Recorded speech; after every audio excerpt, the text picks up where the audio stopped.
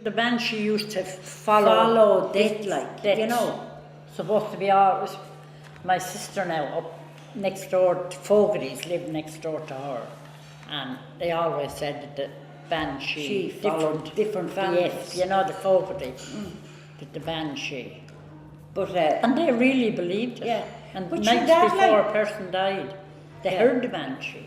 But do you remember Dad telling us about he was cycling up and down, and as he come by Crosstown Cemetery, something come across the road, straight across the road, and straight in the cemetery gates, through the wheels of the bike, like, just darted out and through.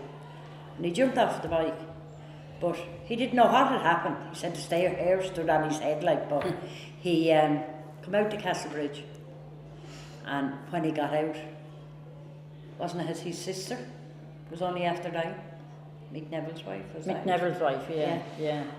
By the time he got home to Castlebridge, she was after dying. And that had happened coming by Crosstown Cemetery.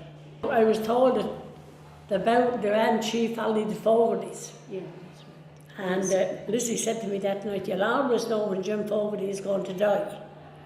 Because she said the banshee follows the Fogartys. But Jim died, and his wife died, and his sisters died, and they all died, and I never heard the banshee. Mick Murphy, Barney Murphy's father, he was the only one, and he was a man, Mick Murphy was a man certainly not to tell any yarns. He wasn't that dying.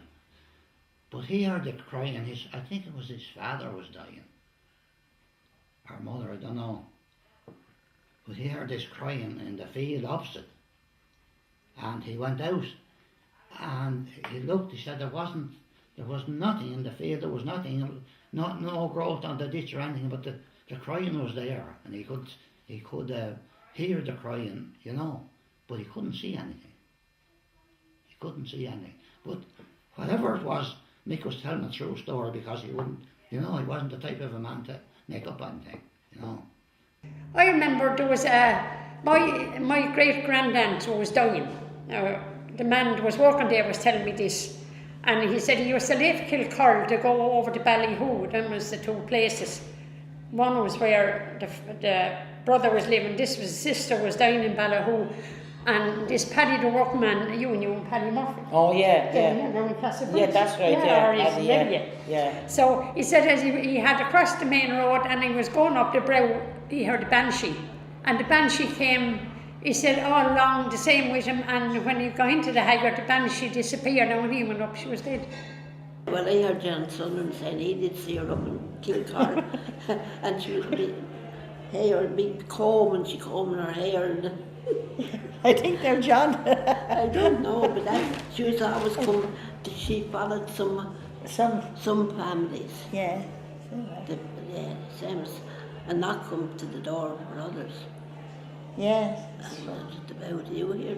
Oh yeah, there's different families. They're not following our family. Yeah. Anyway. Yeah. Oh yeah, if anybody was going to die, if you had somebody sick and you heard about, oh, that person's going to die in a very short time. Or someone, if you didn't know of anyone, you said someone was going to die. Yeah, and another thing is a light. If you see a light, that's a bad sign. There's going to be a death in your family. Did you ever hear anything like that in your life?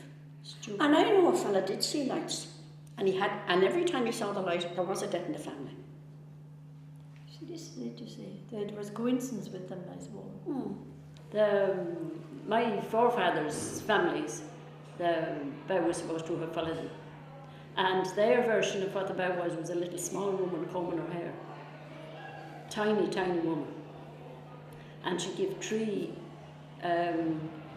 screeches, and then stop for so long, and then there'd be three screeches again and go on that way. But as a young one, about 16 or 17, I heard her myself going when there was an old man around that died down in Murntown.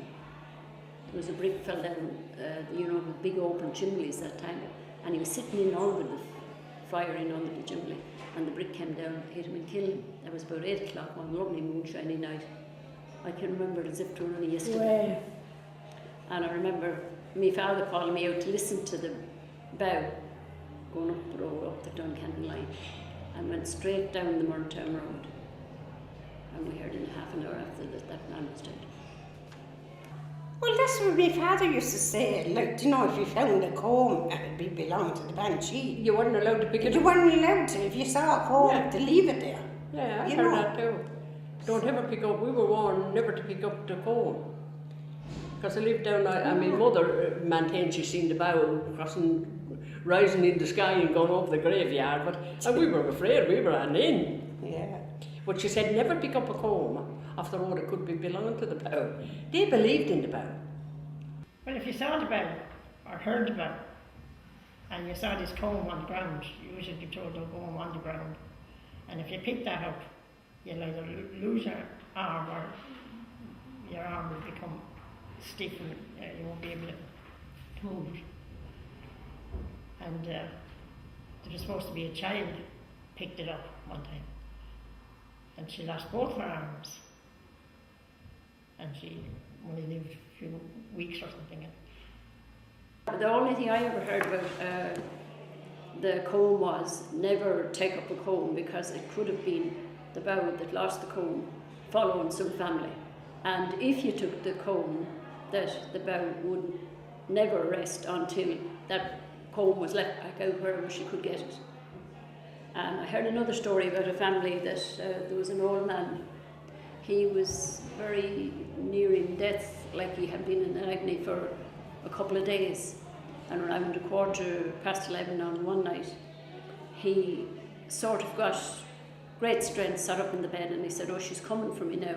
And she knocked. There was a knock on the window, and then there was 2 screeches, and he lay down and died. That was another family not far from where I lived. I know my mother was supposed to see the bow some years ago when she was going nursing. Going over a stile now. She always said she had long hair and half of it was fish. That's what my mother seen when she was nursing, going out in the middle of the night. She seen the bow. Some people say that the Blanny crease was the bow because it used to then screech out of him in the night, and then you think it was the bow. Years ago, I was frightened out of my skin about the bow. My in-laws, my father-in-law, I lived up outside in Escorty now, and he used to go down the fields for a few sticks. And he'd come home and he said to me, "Mate, there's someone going to die. I heard a bow." And there was no one in the parish sick or anything like that. And the next thing, someone come in and said, "Such a body is after dropping at the haystack." And that's the only thing. And he said he heard a bow. He said there's someone going to die because he heard a bow. But I never really believed it. But I was joyless. Do you know, he said he heard it down on the thing. But I thought I heard a bow too, and it was only a fox.